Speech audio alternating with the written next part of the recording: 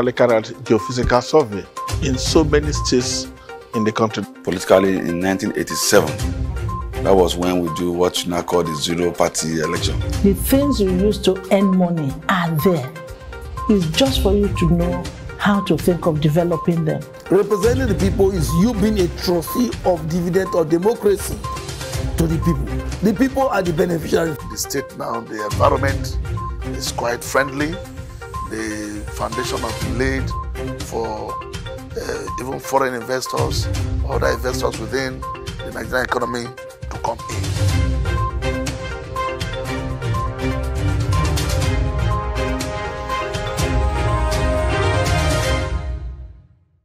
It's exciting to have you join us once more on your personality television program, Delta Scope, with a fresh and exciting package altogether.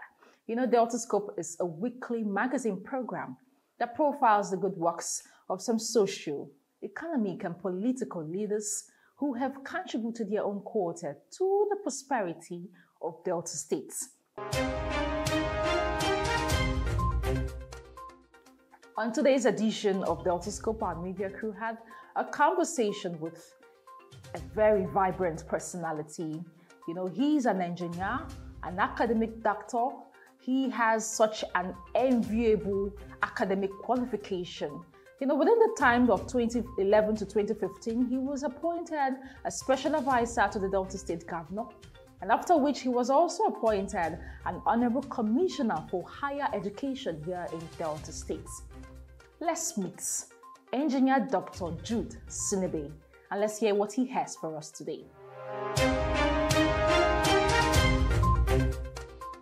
Engineer Dr. Jude Sinebe. You know, let's go back for time.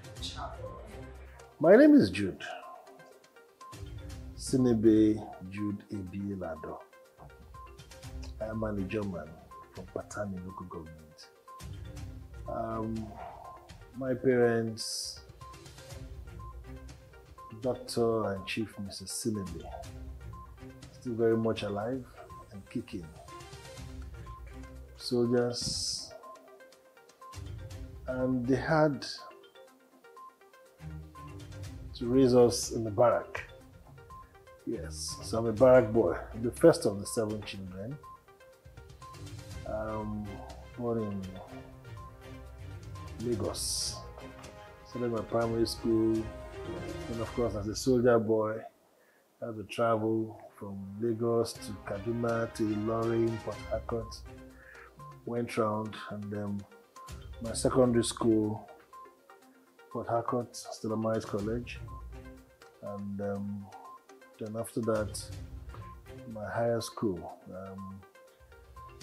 I was not fortunate to have gone straight into the university, so I had to veer through a training college, technical training college, owned by Volkswagen of Nigeria, and they were in partnership with the Federal Republic of Germany at that time. Yeah, so I was on scholarship, and we were trained. Then I went for my youth service with Alf Petroleum at the time, and got out after my service. I worked at the NLNG project with the TSKG consortium at that time for trains 1 and 2. Then, 1999, I got married in 99. The year 2000, when the civilian administration had set in, I had to come back home. I worked with the Delta State Direct Labor Agency at that time. Yeah, so at the Direct Labor Agency, I was zonal maintenance engineer in New Delhi, and went to left there, got to Delta State Unified Local Government Service Scheme. I worked with the local government, and at some point it was now necessary for me to improve upon what I had. So I had to go back to school to have my postgraduate diploma, yes, in mechanical production engineering. And I continued and had my master's in engineering as well, and a doctorate in mechanical engineering. So all of that by His grace. And again, having gotten all of that, there was now the need to impart knowledge. And so I went back to the Polytechnic in Ozora I started as a part-time lecturer there while I was in government, and did the part-time lecturing until when I had a break. I got employed by the Delta State University, Abraka, only Faculty of Engineering. So that is where I am. I am a lecturer and in the faculty, in the Department of Mechanical Engineering. But I'm on study leave. Okay. So that is why I'm here in politics and doing what I'm doing. Such an enviable CV is attached to it. Yeah. Okay, so what we're talking about sometimes in 2011 to 2015, you were a special advisor, special assistant to the then governor of Delta State. And of course, you also appointed commissioner for higher education here in Delta State. What was the experience like? And what was your function there? Well, each of these appointments had its own challenge, and the scope differed. Yeah, the first was in 2008 when I was appointed Special Assistant Community Relations. The scope was quite a different one, and that entailed relating with the communities, selling government projects and the plans and a few other things, and then the feedback. Okay. And then between 2011 and 2015, I was appointed Special Advisor Project Monitoring for local government. And that entailed going around the 25 councils, the wards, and see what projects these local government areas were embarking upon, and not to deviate from what the state was doing, and not to duplicate exactly what they were doing. It was also important to have the chairman at that time expending what they had for project on project. So that was under during the administration of my former boss, who still remains my boss, His Excellency Governor at that time, Emmanuel Eweta Udwa. He appointed me these two occasions. Oh. And after that, in 2015, His Excellency, the present Governor, Dr. Ifayoko, both of them are medical doctors, wonderful guys, appointed me Commissioner for Higher Education between 2015 and 2019. That had its own challenge, but that gave me a broader understanding of what the schools were like. And getting into that stage, and on that stage I found out that the first thing one had to do was to manage people. Yeah, manage people. You see, the university or the higher institution tells you you have graduated and you have been found worthy in character and in learning. Learning, yes, that's a classroom business. Then character, that differs. So a lot of persons have this assessment. And so you needed to have this understanding what entails, what pushes them, what drives them, what makes them see this character that is something that they want to pursue. In higher education, while I was there, it was a very good experience, and I would say it helped us to shape our today, because I can tell you again freely that at the time this administration came in then, 2015, it was not as rosy as it is today. Of course, it's still not rosy. The challenges were there. We were not able to pay. The funds were not there. So we needed to look inwards. And in looking inwards, there were certain policies that we needed to tinker with, and there were some of these decisions that we needed to, at that time, take, which is what we are seeing today. One of them is the formation, the upgrade of the University of Education, Agbo, which you see today, the university that we have there. At the time I was commissioner, we did an analysis, okay? And we found out that what we were paying to the College of Education in the state was not much different from what we were paying to the university, all right? So at that time, the number of staff that we had in the university and that of the polytechnic, sorry, the colleges too, the difference wasn't there. But interestingly, the number of students in the university was, well, we're talking about over 20,000 students at the time, and the 3 colleges who had less than 4,000 students. Okay, so that also gave us an insight to saying that the revenue generated by this institution far outweighs what those 3 institutions, were generating. And as a government, what we were paying to the university was not much more different from what we were paying. So it was just a simple arithmetic, business-wise. How many parents were sending their children to the College of Education? Understand? That's a function of the number we were seeing. So that made us understand that the university would give us a better mileage. And of course, at the Council of Education meeting we had in Abuja, my then colleagues and I, Rivers, Ogun, and some others, we were looking at what we could do. So that's why you find the College of Education in some of these states migrating or being upgraded to universities, and Delta could not stay behind. And then knowing fully well that we had so many of our students looking for admission all over, it was just natural that we needed to upgrade this. And I think at this point, I must give His Excellency a very wonderful thanks, because it was not something that was easy. He did it, and it has been sustained today. In the books, in the history books, his name will continue to remain there. People talk about Ambrose Ali, people talk about this and that, mention names. His name will be one of them. We'll mention these names tomorrow.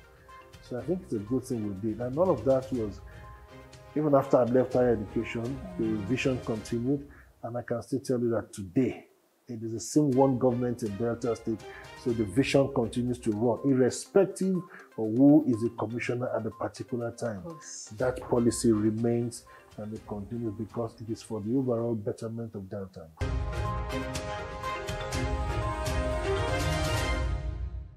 Before stepping into your office, we saw boldly written there, the Deputy Chief of Staff, which is currently a position you hold. What has the experience been like? Well, this is another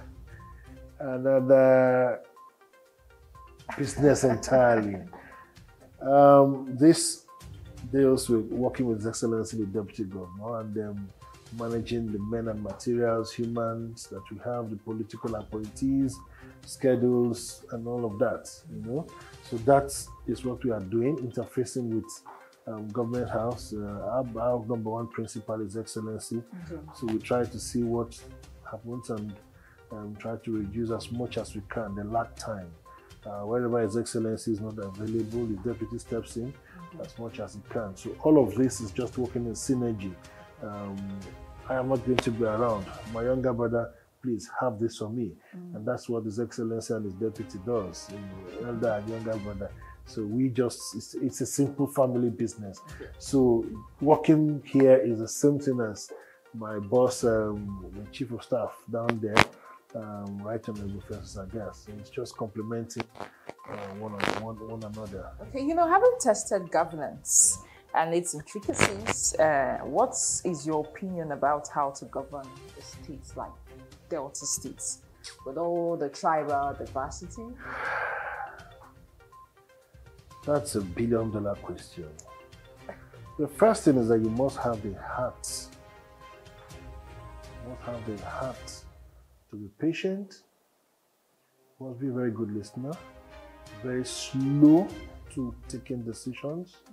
That because whatever decision you take, ordinarily, is going to be a voice. And in taking decision, there are processes that you must go through. So someone that has to govern Delta State will be someone that is very vast, that understands the different ethnic groups, the different human beings existing in Delta State, and above all must have the fear of God. At what point did you get into politics? What is politics? You should enlighten us. Everybody plays politics. Well, if you ask me at what point I became a political appointee for Delta State, that would be 2008. Okay. Yes. So you are not a politician? No, I am not a politician. Okay. I am a public servant. Okay, you have been previously had several political appointments, and of course, you're not a politician, a Nigerian. What's your vision for the new dispensation of the new Nigeria? The new Nigeria is a Nigeria that we all want to see working. You know, we want to see in Nigeria when elder statesmen begin to tell us that in their days this was how it was. Yes, we cannot have it in their days because the population is exploded, a lot of development and all that, but we should, as people today, like minds, sit down to say, okay, this is what we want in the next 30 years. Therefore, like they say in everything in life, planning, in engineering, planning takes a lot of time, but the execution is just, you know, but it could take the next 1 week, 1 month planning. So let us get our plans, let us get our future on the table. Let us say this is where we want to be in the next 20 years. This is where we need to be in the next 10 years. Okay? So we need to put all of that in perspective, and then we look at Nigeria of our dream. We walk towards the Nigeria of our dream. Nobody will do it. Just you and I. Of course. Looking at the situation of the country currently, you know, ranging from the insecurity, unemployment, you know, escalating inflammatory trends, what will you propose as a remedy to the present situation in the country? Security is something that, of course, like I said, a small barrack boy growing up, I know security is not things you say out there. These are things you must keep to your chest and execute them. I would strongly appeal that those who are in charge of our security architecture get themselves together and see the common challenge, and then throw aside is not one of me, is not one of me, and look at Nigeria as a common denominator, dividing everybody here, and let us attack everything that is causing our problems. I believe that once the drivers of this security business sit down together, these whole issues will be laid to rest. Don't you think there are policies that should be put in place to ensure that things are actually going? You may have the policy, but if you are not one of those who implement the policies, there's no way to work. And as I said, the security architecture, the drivers, the police, the army, the navy, the DSS, let them sit down, the local hunters, the traditional rulers, we all form the cluster of the security architecture.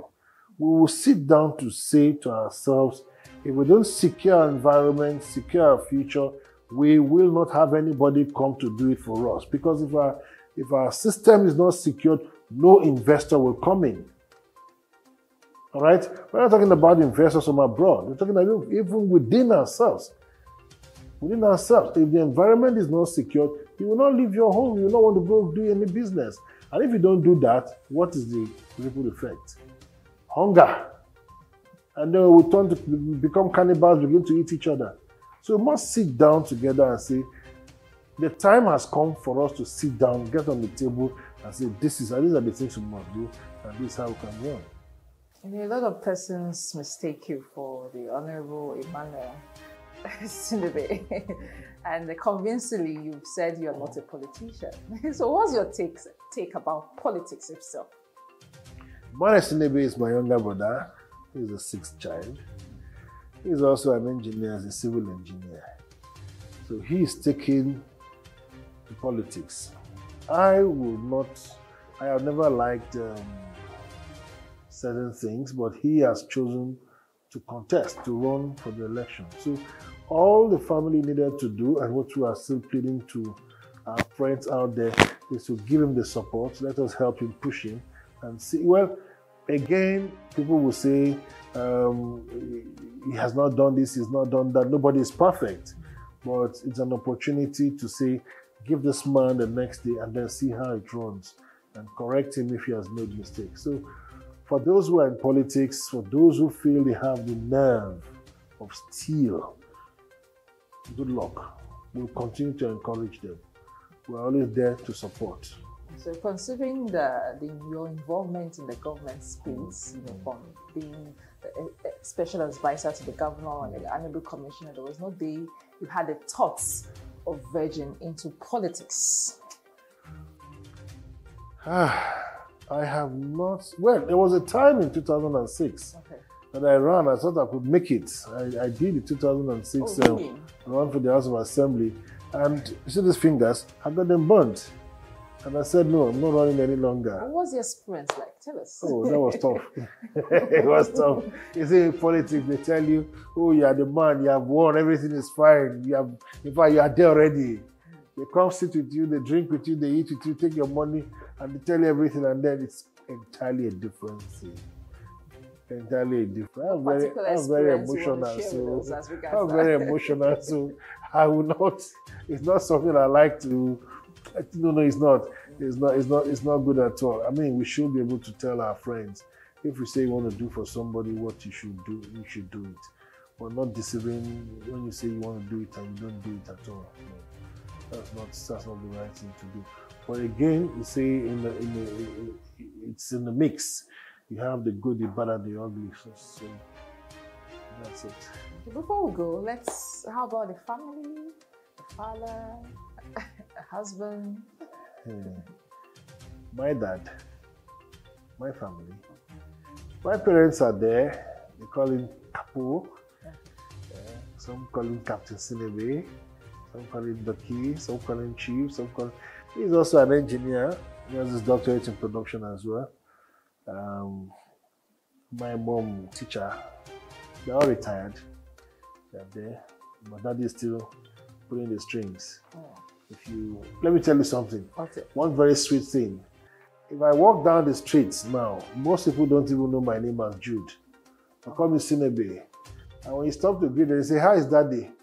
They don't even say, how are you? That is daddy. So what I do is I used to tell everybody that, look, the name Sinebe is not my name. The man who owns the name is at home. So I have to be very careful. In anything I do, I have to be very careful to protect the name, because that name is a name that has opened so many doors. So I should not be the one to shut the door. And I have my family, I have my wife and children. They too, they are doing their own. The big man is in school. Should be leaving school next year. He's a medical student. The elder sister is already working in Lagos. So that's the way it is. That's the family. Thank you so much, sir, for your time and for sharing your thoughts with us. Thank you very much.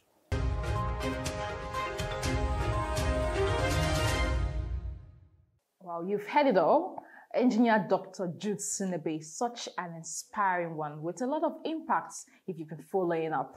And to be part of this personality program, to share your thoughts and comments, is important to follow and subscribe to our different social media handles right on your screen.